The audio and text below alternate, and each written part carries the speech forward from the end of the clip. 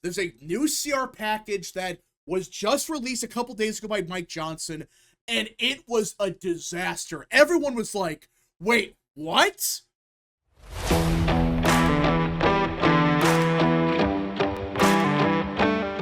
What is up, people of the internet? It is me, Real American, back in with a new video, and I hope everyone is having a great day. I'm having a great day myself.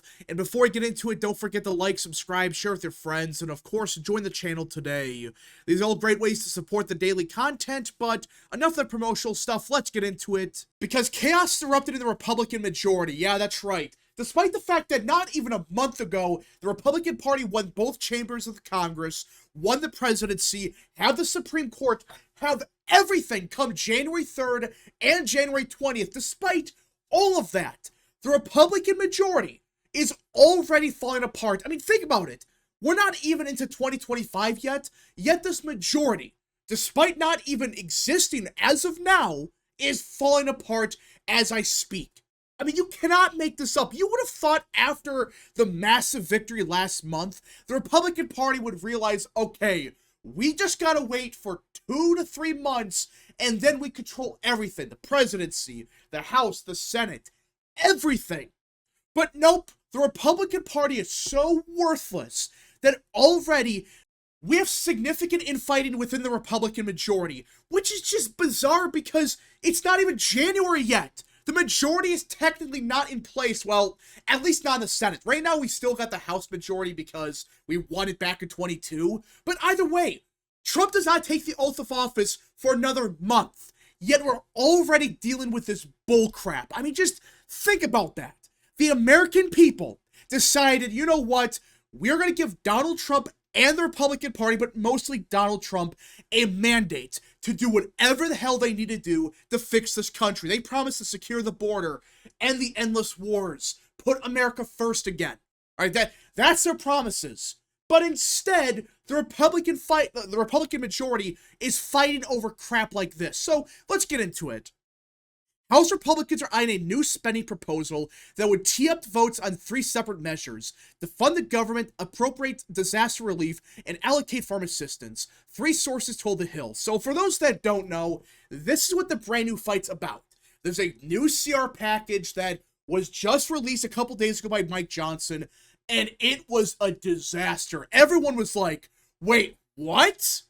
And when I say everyone, I'm talking about basically everyone, whether you're a moderate Republican, whether you're part of the Freedom Caucus, basically every single Republican in Congress was like, what the hell is this? This is a real package by Mike Johnson?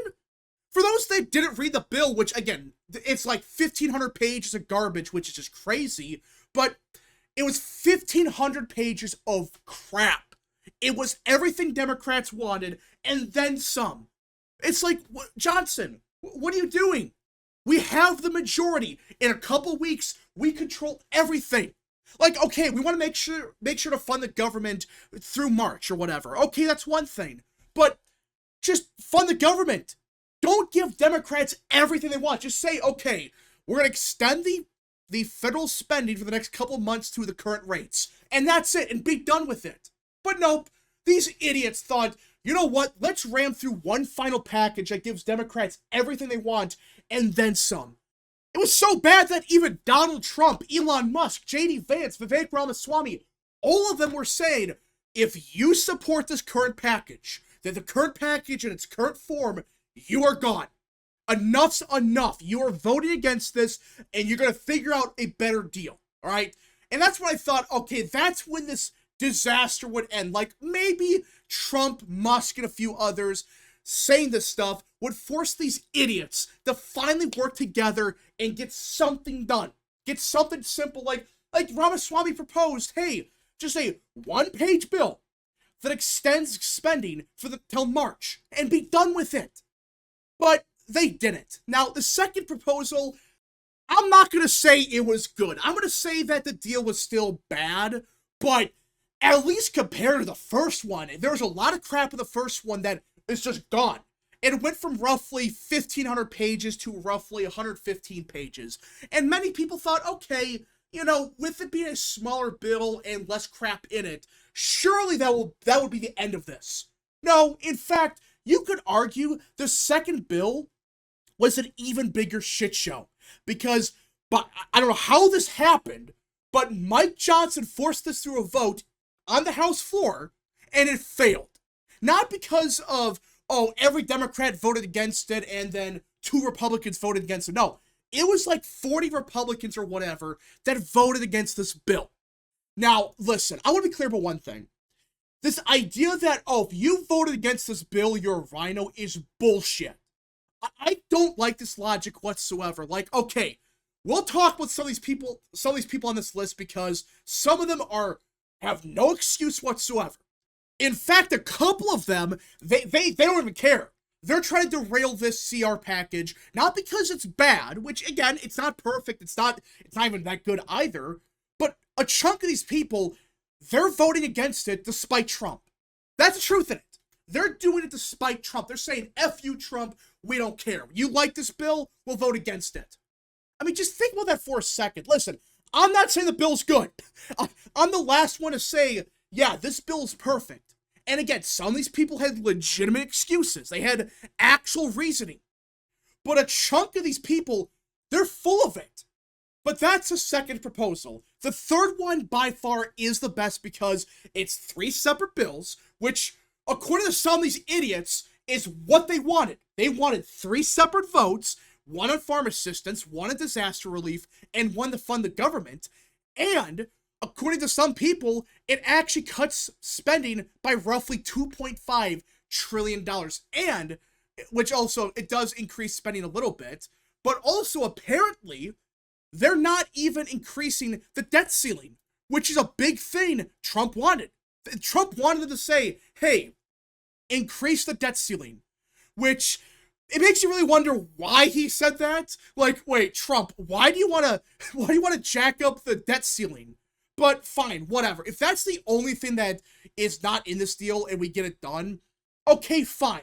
But you would think, all right, with everything factored in, 3 separate bills, massive cuts of spending, you would think these idiots would finally say, okay, let's just accept at least parts of it.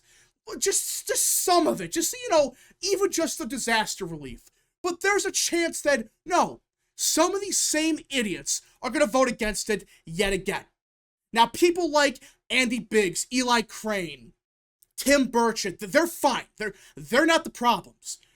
The real problems are people like Thomas Massie, who I have nothing against Thomas Massie. I should be clear about this. Thomas Massie, my problem with him really is not that he's a bad Republican. He's not. It just, he has the libertarian philosophy, which I understand that that's what he's ran on for years, and he's been super consistent on that, which I give him praise for it. But listen, I cannot believe I'm saying this, but Thomas Massie is too consistent on this issue. Like, I know that sounds crazy, but that's Massie. He's too consistent on stuff like this. He votes against basically everything because that's his libertarian philosophy, which I understand that's your own philosophy, and I agree with a lot of what he says. But here it's like, is he really trying to pass anything? Is he trying to get some deal done?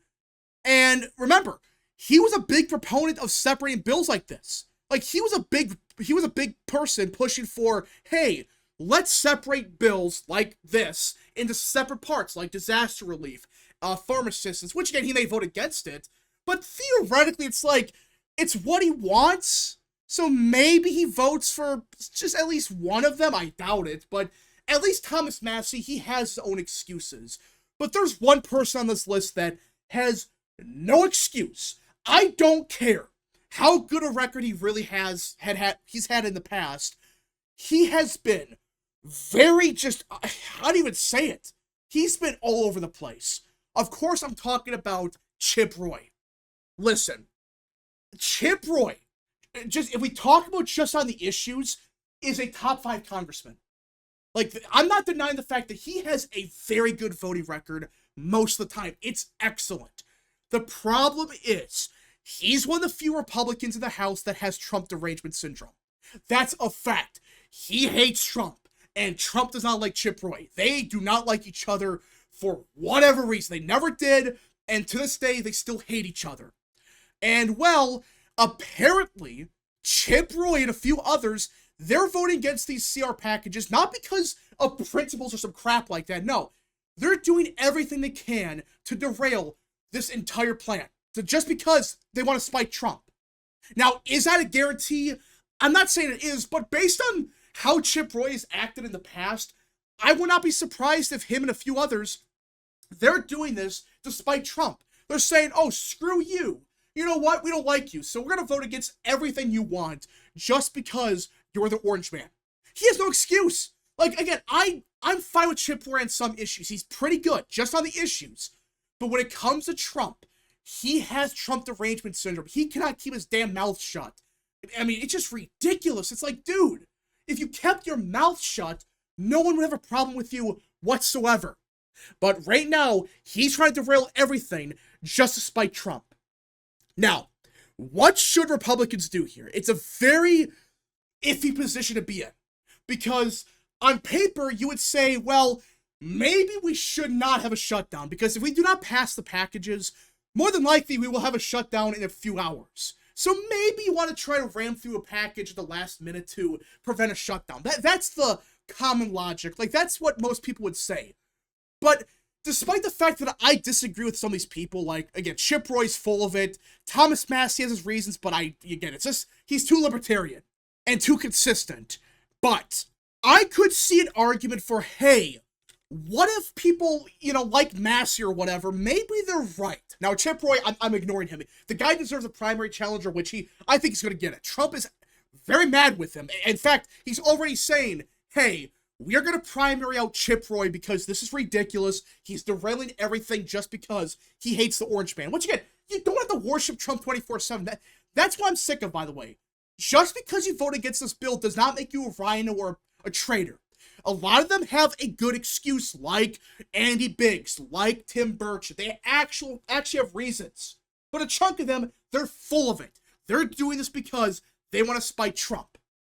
But I could see an argument for, hey, if we can't get anything done, and in fact, if the only package we could pass is the first one, what if we just shut it down? Which I know sounds crazy, but Newt Gingrich, of all people, actually brought up a good point. President Trump and Republicans should not be afraid of a government shutdown. The election is 2 years away. We had 2 shutdowns in 1995 and became the first re-elected House GOP majority since 1928. It may take shock therapy for Schumer and Democrats to learn President Trump is serious about draining the swamp. Yeah, Newt Gingrich, a former Speaker of the House, not from, I know it's the 90s, but still, he was a Speaker of the House when Clinton was president. And he is saying, hey, government shutdowns, they're not necessarily bad. I'm not saying they're good either, but in this situation, if you're forced to vote for the first package or a shutdown, I would say, yeah, shut it down. Shut down the government if you're forced into that vote. But at the same time, it seems like the current package is getting even better. Is it perfect? No. But it does seem like it is getting better, slowly but surely. But again, it's like, we're going to have a majority in a couple weeks. So we do shut it down. Is it really the end of the world? Plus, you could argue and say, well, Democrats voted against it. Only 2 Democrats, or I think 3, voted in favor of the second package. Every other Democrat voted no. So they're full of it when they're saying the Republicans are trying to lock down or shut down the government. No. We're trying to pass stuff, and you're just mad that the first package did not pass. That's what it comes down to. So they're going to do everything they can to derail this package. Now, will we have a shutdown? I don't know. I still find it unlikely. But, like, if we were forced to have a shutdown, it's not the end of the world. I prefer to avoid it. But like Gingrich said, it's not the end of the world. It's not like it's 2026 or whatever. No, it's 2024. We have 2 years till the 2026 elections. We got plenty of time. So if we have to have a shutdown, go ahead. But the fact that we have people like Chip Roy and others pulling crap like this, not because they're trying to do good things, no, because they're trying to spite Trump, is a pile of crap. We shall see what happens in the next couple of weeks, but I have no clue how this turns out. I would assume that the next package, it should theoretically pass at least parts of it, but if a chunk of these people still vote no on, like, I don't know, the disaster relief or whatever, I don't know. It's going to be a while, I think, before we get any kind of resolution. I hope not. But I'm starting to get that gut feeling that some of these people, they're going to derail everything so much that no matter what Mike Johnson and others propose, which again, Johnson, he screwed this up. This is Johnson's fault. If he actually worked with Republicans on a good deal, not a deal that's perfect, but just a deal that was not awful right off the bat. Like, okay, it's not perfect, but it's not the end of the world either. We would not be in the situation where people like Chip Roy could throw hissy fits. But now, we're in that situation. Anyways, folks, thank you so much for watching. If you guys did enjoy, smash the like button down below, subscribe, share with your friends, hit that little bell, follow the social media accounts in the description down below, and of course, join the channel today. Godspeed to all of you.